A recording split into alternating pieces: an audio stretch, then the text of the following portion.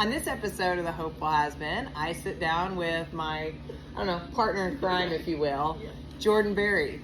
But this time, instead of shooting a podcast or a video at Superior Therapy in Guthrie, we are now in Jordan's facility, Caliente Therapy, in Glasgow, Kentucky.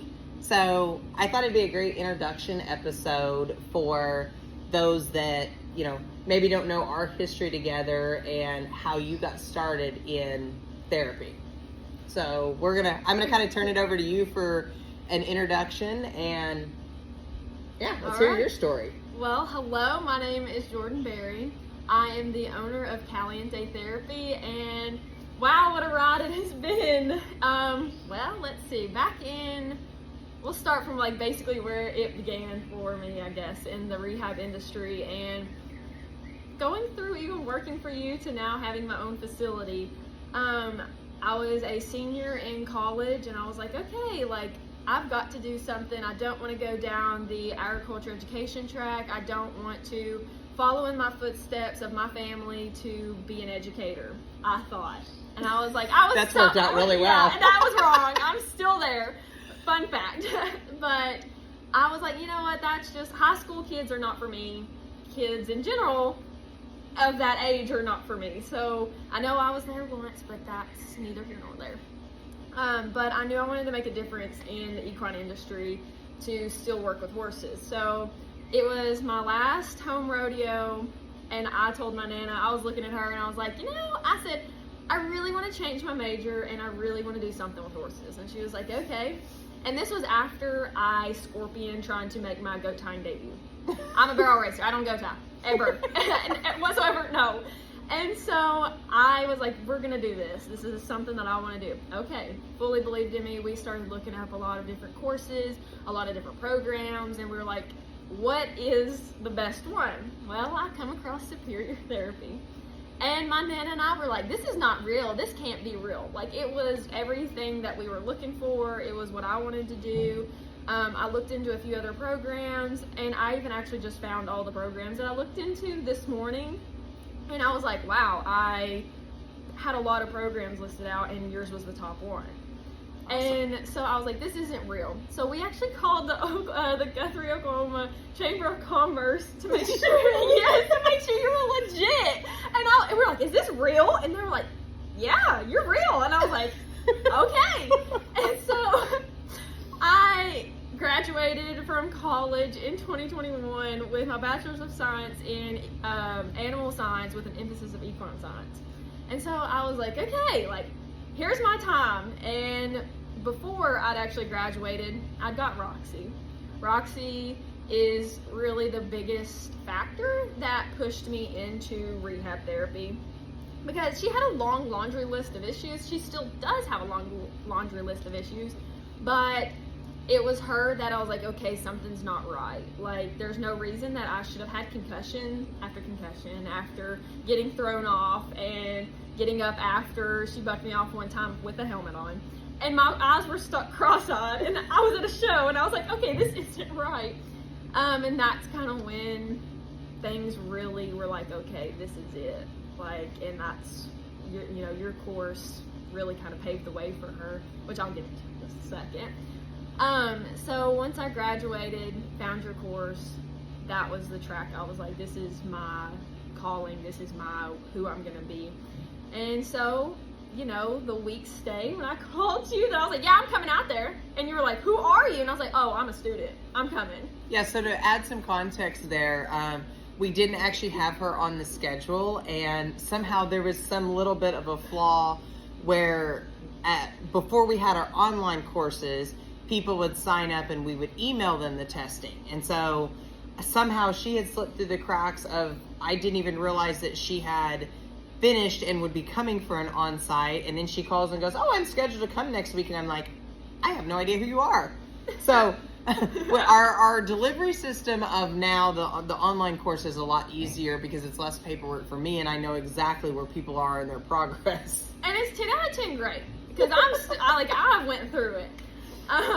But I was like, yeah, I'm coming out there. I was like, see you literally tomorrow. And you're like, okay. So what turned from a week's stay turned into a month, which turned into 3 months, and then interning, and then here we are at 6 months, and then it was like, oh, I'm staying for a whole year and a half, almost 2 years. Yeah, and then you were a paid staff member. Yeah, yes. I ended up being a paid staff member. I was like, surprise! Like, it was somebody you didn't know you needed in your life, and here I am. Exactly. And one thing I want to touch on before we go farther, like, I remember like our first phone call, like when you called to ask about the course, you know, like that was the first thing you were like, I think I want to quit college, and Yeah. I don't know that college is for me, and I feel like that's an important thing that kids go through at that age where it's like, okay, I want to be involved with horses, but maybe I can't get into vet school, or I don't want to do veterinary medicine, or I don't want to do repro, or I don't want to do training. You know, where do I fit in? And I think that's where the therapy industry has so many aspects, like even outside of my courses, just the therapy industry in general. You know, there's amazing taping practitioners, you know, people that do body work and cupping and blading, and, you know, then of course, obviously the full rehab facilities like we're sitting in here, but there's all different aspects that you can get into that are certification type of programs. And I think that there's a big benefit to that.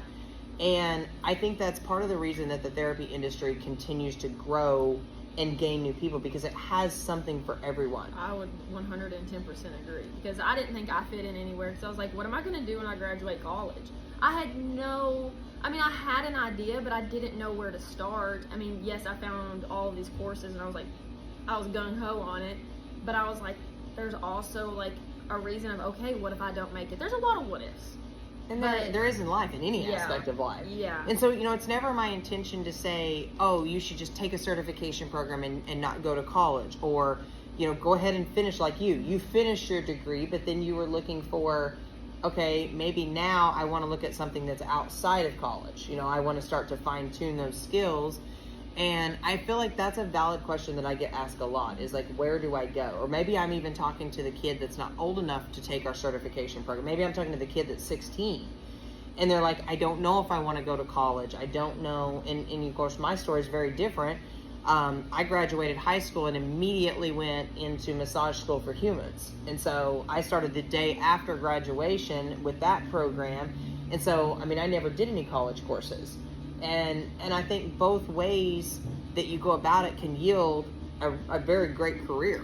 You know, it's just, you have to apply yourself in the direction that you feel most passionate. And I think your passion really helps dictate your success. Yeah, I would definitely 110% agree. Like, I would not change anything of how I went through college and, you know, decided to go one way. And at the very end, I was like, nope, I'm going to turn and go the other way. And Absolutely. Then I've kind of found my calling and my little niche in the industry. Whether it's just a fourth in the industry, I don't care. I'm still, you know, happy to be where I am. Absolutely. So what advice would you have for someone that is just starting out? Maybe somebody that was in your circumstance. And I mean, not necessarily even talking about like our course in general, just talking about how do you start to find yourself and know what direction you want to travel down? A lot of research, a lot of praying about it. And it's like, okay, like, find a mentor that you can look up to. Find literally anything that you can be like, yes, this is interesting to me. Or just, I was a dive right in. I was, okay, I'm gonna take a leap of faith, and I'm just gonna, let's do it. And then pieces just kind of fell into the right path. And I think there was a reason that, you know, after, you know, scorpion off that horse into the dirt at our like, it was COVID home rodeo. I said, after that, and then getting Roxy at the end of 2020, going into 2021, that was kind of my turning point of, okay, like, I want to help. I don't know how I want to help, but it was, I dove headfirst into, I'm changing my major, and it was just taking the leap of faith. And it was having faith and trust and lots of tears and lots of crying. So, like, it's okay if you cry, because I do a lot of it. But really just knowing that you can do it. Like, no matter what it is. If you have a lot of like scaredness, or if you're like terrified to do it, just do it. Just take that leap and just do it. Sometimes fear is a good motivator, though. Yeah, it's definitely a good motivator. You have two ways of dealing with fear. Like, you either are the person that, backs down to that fear, or you're the person that is like, okay, I am terrified, but I'm going to do it anyway. Like, I'm jumping right into this, and and sometimes you do kind of fall on your face. Like, sometimes we scorpion through life, right? We literally do. But I feel like every experience is something that you can learn from. It's like what fear is. It's like you can either forget everything and run, or it's like face everything and rise. Yep. Yes. And that's kind of the whole deal. It's faith over fear, and we're gonna take everything head on. So that's my advice to anyone listening: is take your faith and run as hard as you can toward what you want to do. And one thing, like, talking about, that's why I giggled when you said you didn't want to be an educator, because then that became one of your primary places in the barn, is helping me teach the certification and now courses. I'm like, and now you're one of our host locations as well. And so let's talk about that shift from coming in as an intern, learning to work with an amazing team that we already had there. Like, I had a really great staff at the barn. I had a really great team. We functioned as a family, and we were able to do some really amazing rehabs on horses. Yeah. But what was it like going from being that day-to-day staff member where, okay, you're making decisions in the barn, but then having to come back and start to teach? That was hard. That was honestly the biggest thing. It was, okay, because we would have times where there was nobody there training. So it was just like rolling through our days, and then now it's like, oh gosh, there's people coming to training. And you have to explain every part of the day of what you're running through. That you have to get to the why of it. Like, oh, here's why we do it this way. Here's why we're using this equipment. And I was very, very confident. Like, once I had a roll, I was like, all right. I was like, let's rock and roll through this day. I got it. Mm-hmm. Because I could explain it. Like, going from student to teacher, that was also a transition. It was like student to intern to teacher, and it was student, okay, I'm here learning, getting all this information, brain was exploding almost every day I was there training. And then I was like, okay, once I got into an intern, I was being able to help teach, but I wasn't the full on showing. It was I still got to stand and watch and explain and try to help. And that's kind of where my donut analogy came into. So if you're ever interested in the courses, you listen to my donut analogy. Yes, we teach with Jordan's donut analogy almost every course. Being an intern and learning that, it was okay, I'm still in that learning phase.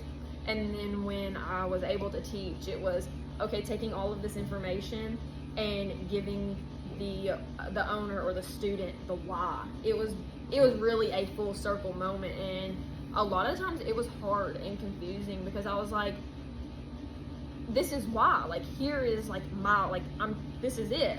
And it was they would have questions that would come back and I sometimes wouldn't know the answer to. And so then that's when they looked to me as an educator of, well, why don't you know, you're teaching? And I was like, oh God. And that's when I step in and go, okay, let me try to help there. And I mean, I went through that role as well.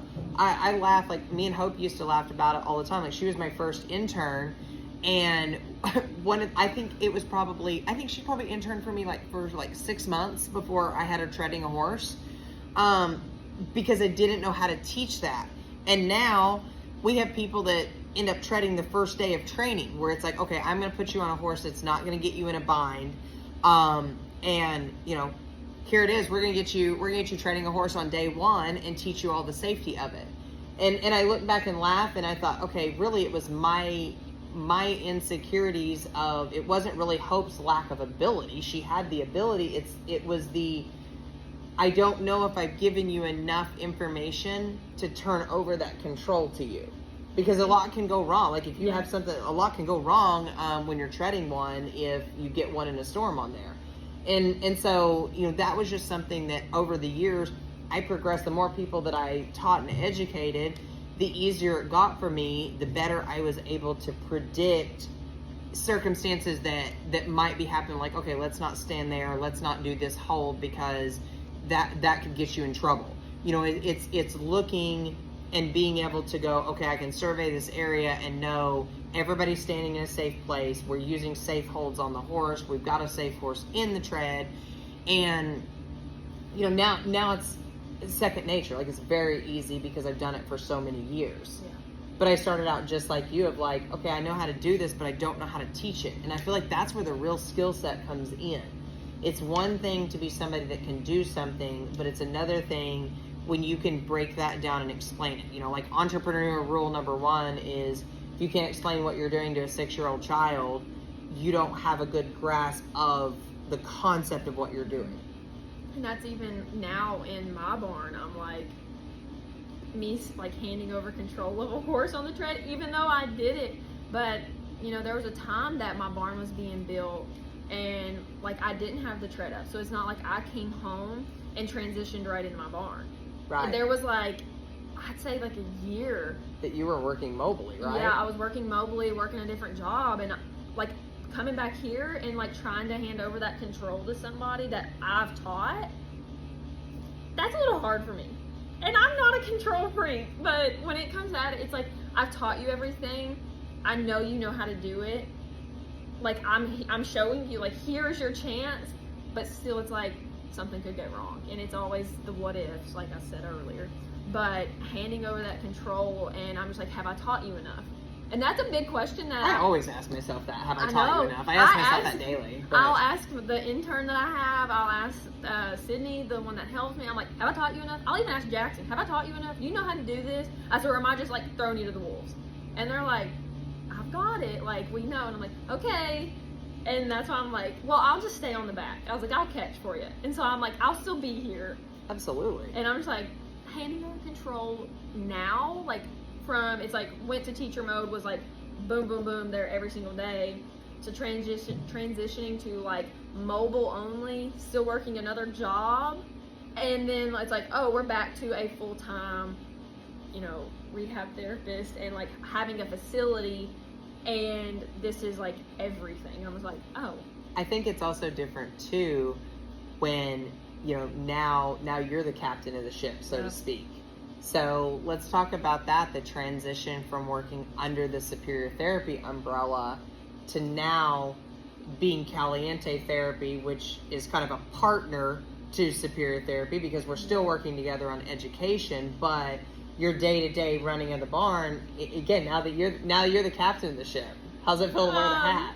It's scary. Let me tell you, it is scary. Every day I come in and I'm like, oh God, what am I gonna fix now? And normally, you know, while I'm waiting for Sydney to get here to help me, I'm a one-man band, and running through everything, it's a lot. Mm-hmm. Like, I took for granted the help that I had at your barn. But and I didn't start out that way. When I started out, it was Pat and I and Grandma. And, you know, and Pat was working another job at the time, so I was very much like you, where I had to get all of the PMF, the theraplating, you know, lasering, corrective exercise. I did everything that I could do up until the treading part. And then if it was calm horses, my grandma would help me tread. Mm-hmm. But if it was something that was complicated, I would have to wait for Pat to get home from work, and then we would run through and we would tread the rest of the barn.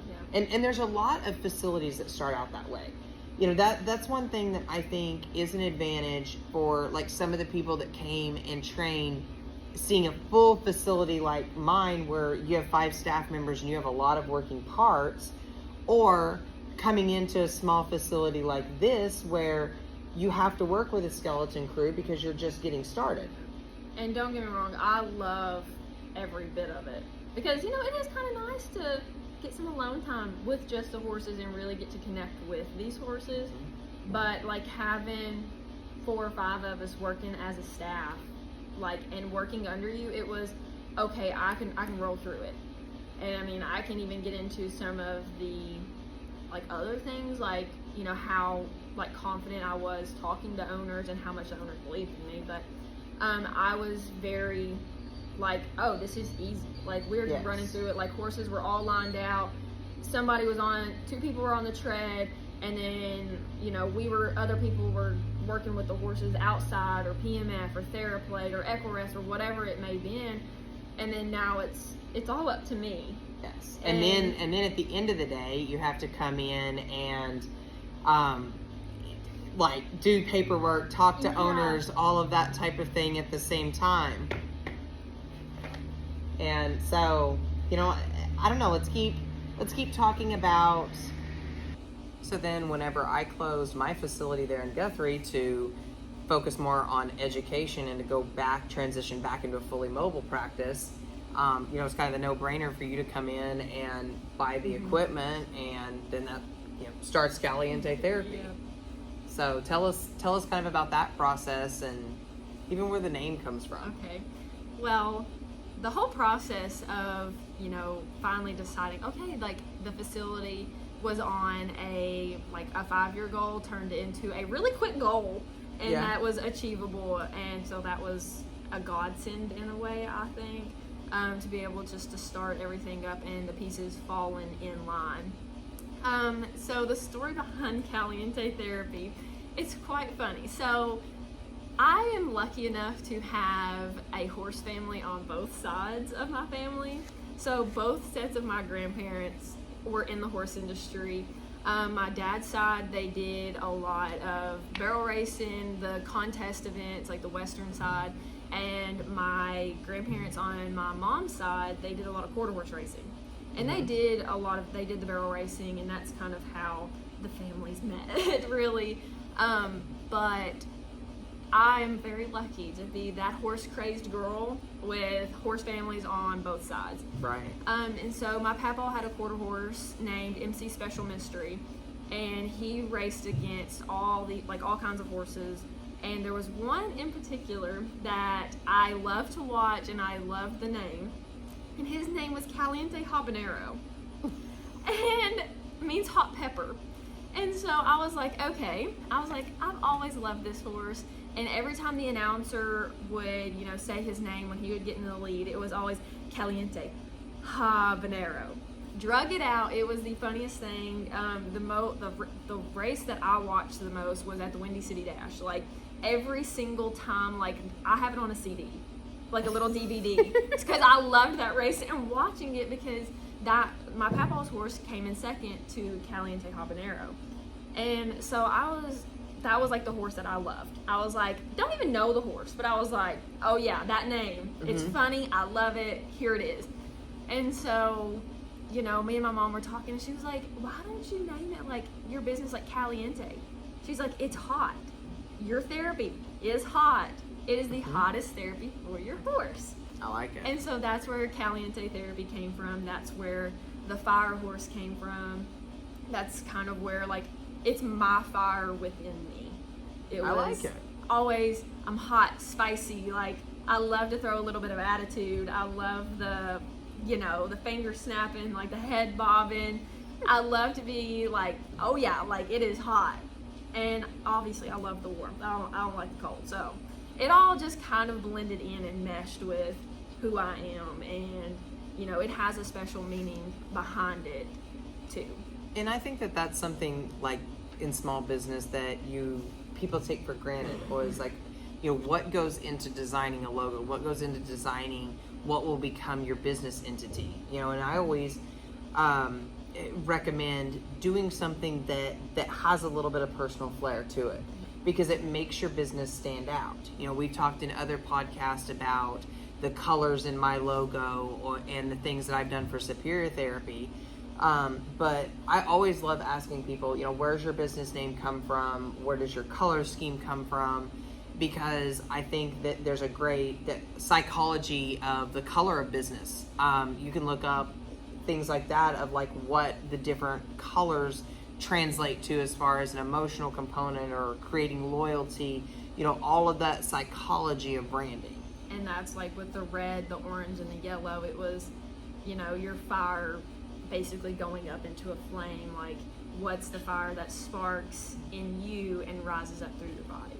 That was kind of okay, mine starts with deep within, and then it's oh, we're gonna trickle up into this pretty little fire. Absolutely. And so that's kind of where even like my brand that like I'll eventually have of, you know, my little flame.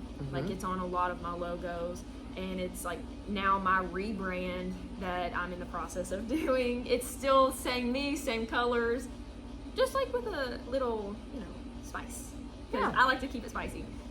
But that's kind of where that comes from, and like keeping the fire within me and within my business. So how many horses do you house on average? You know, at Superior Therapy, we were housing anywhere from never any less than 15 head to sometimes up to 21 or 22 head, which those were the times where we worked a lot of hours, and it was not nearly as fun because that got our staff stretched a little bit thin. You know, so being more of a skeleton crew starting out, how do you keep your numbers manageable? Because I know how easy it is whenever your barn's full and it's staying full consistently, and you go, oh, well, I'll just add on 5 more stalls and then fill them, and then I'll add on 10 more stalls and fill them.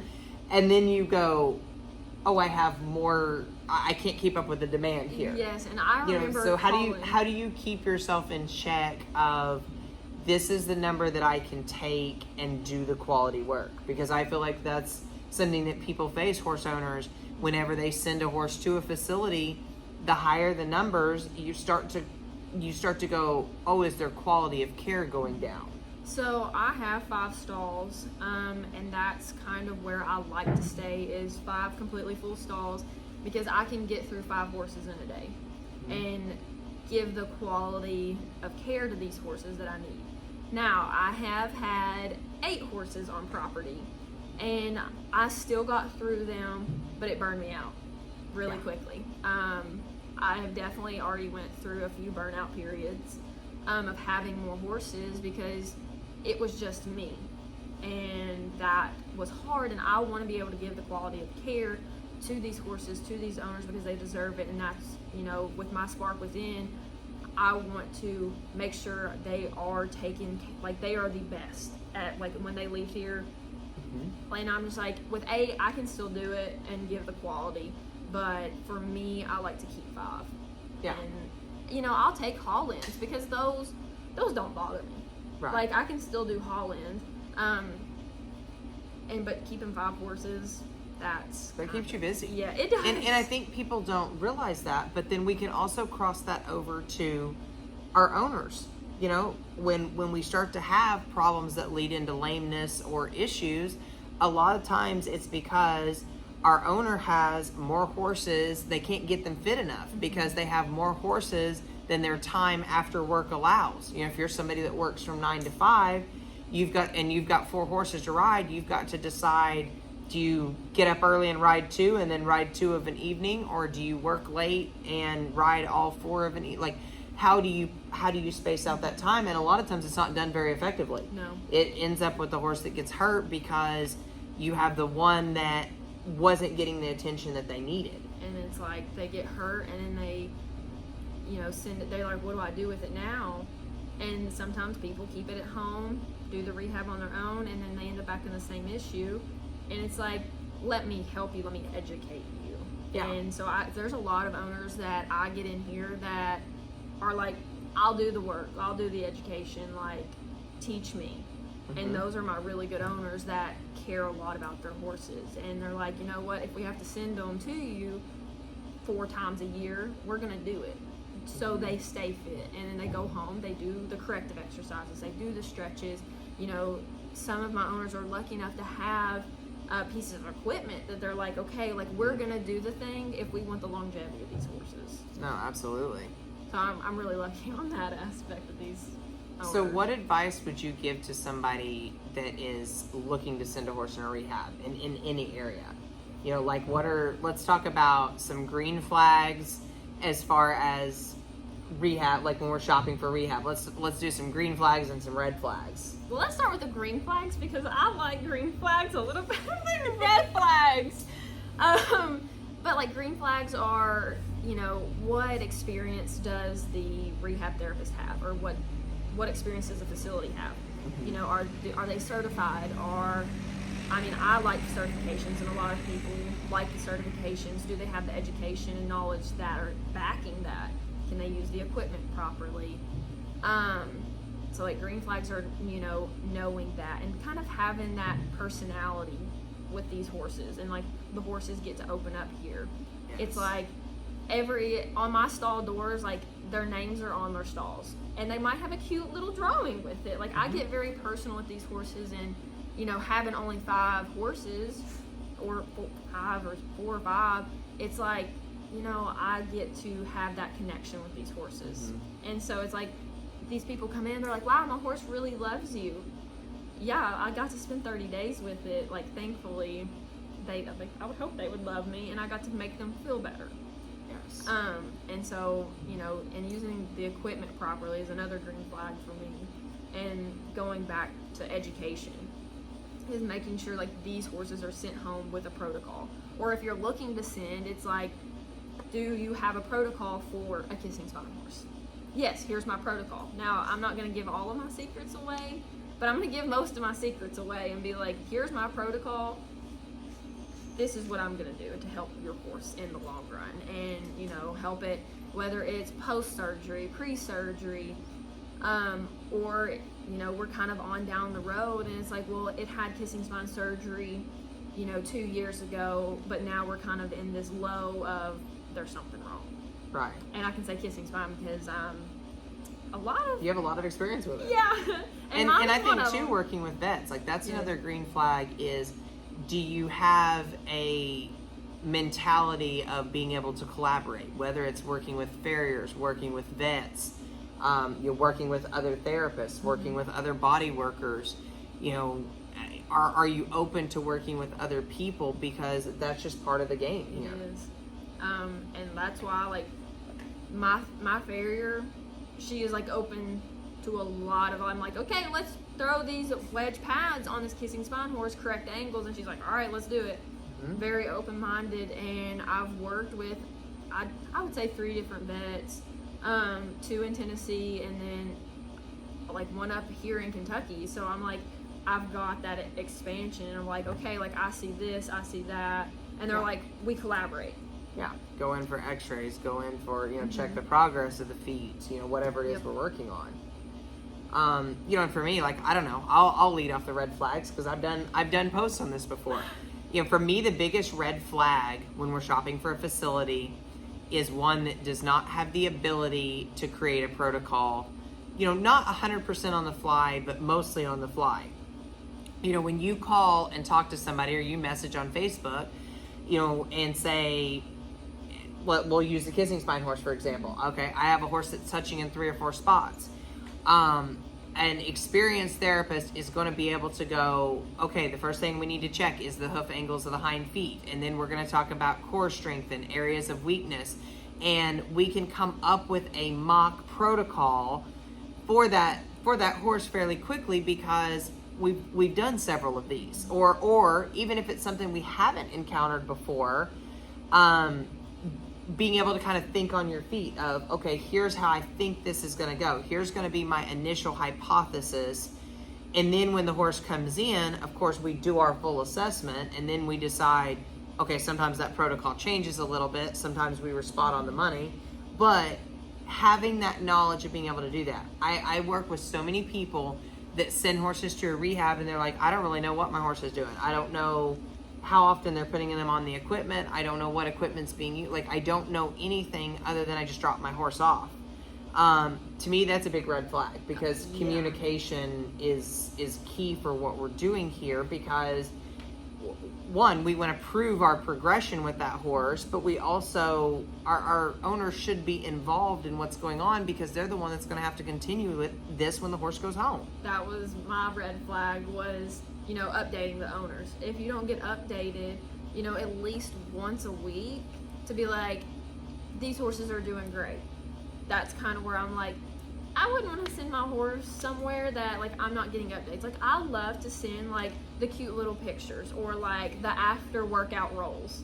Because most every horse, they eat, do whatever, after their workout, they go out and they roll. Every single one of them. And they're like, wow, my horse hasn't, like, rolled or felt that good. And I'm like, wow, I'm doing something right. Like, because they tell you, like, oh, they haven't rolled, or we've never seen it roll. and like now they're rolling or getting the funny pictures when they're doing these big yawns or releases. It's like doing the little things. Like if you're not getting, I know sometimes it's hard, but like, you know, taking a picture on the TheraPlate or taking a picture with your PMF on. It doesn't really take that much out of your day, No, realistically. just snap Like, a picture and be like, oh, yeah. look how cute. Well, I mean, that's like my horse is there treading at Redmond Ranch at Davina's back in Oklahoma, because that's where she goes when we're on the road. Just because Davina's a halfway point where I'm not coming all the way out here. That's our other host location. You know, she sends me videos all the time. Now, granted, I'll be honest, I trust her, and the amount of videos that I have watched in the month that we've been on the road has maybe been like 2. Like I go, oh, how's she doing? And Davina sends me a video and she's like, oh, she's great. But at least I have that there in case something changes. You know, if she were to message me and go, hey, she kind of is not doing well today, now I've got to come back and go, oh, what has changed? And now we have all this paper trail, if you will, of videos the whole time that horse has been there. You know, to me, twice or sometimes even 3-day-a-week updates, if it's a horse that's not, that we're really tracking progress on, to me is not overkill. But you know, minimum of 1 to 2 times a week for sure, because you've got to have, as a therapist, it's important to have documentation because it keeps us safe, but then also it keeps that owner invested in what's going on. And it's like they get to, like, they feel like they're included in that, like, progress. It's like, oh, we're not there the whole time, but it's like we're there a little bit because like we're getting these updates. Absolutely. And you know, I like to feel like I'm included. Even when Roxy had her stifle surgery and I had food poisoning, Yeah. and I didn't get to go, and you still updated me. Like, I was laying in bed dying, and you were like, look at the inside of Roxy's stifle, and I was like, wow. I was like, you know, I wish I was there, but I was like, I'm dying. And it's like, I worked for you, and you still updated me, and I was like, I'm dying, but I appreciate the update. For sure.